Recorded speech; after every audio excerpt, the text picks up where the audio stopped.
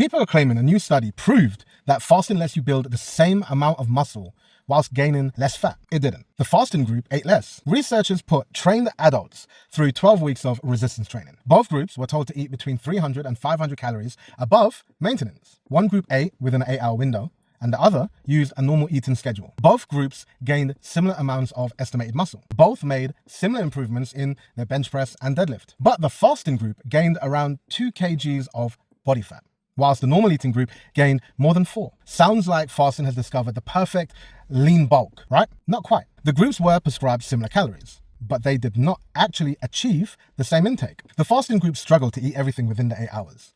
They consumed less energy overall and fell short of their prescribed protein and carbohydrate targets. The researchers themselves said that the smaller increase in fat probably reflected the lower energy intake. In plain English, they ate a smaller surplus, so they gained less fat. Thermodynamics has somehow survived another Instagram bullshit headline. Now, the interesting part is that they still gained similar strength and estimated muscle. That could mean that the larger surplus simply was not necessary for these people. But only 23 participants completed the study.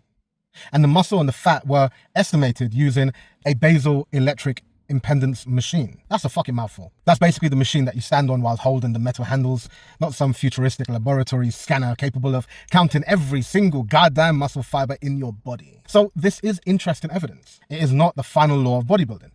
And despite what your local gym philosopher says, this study did not compare 2 meals with 6. The fasting group averaged just over 2 meals a day.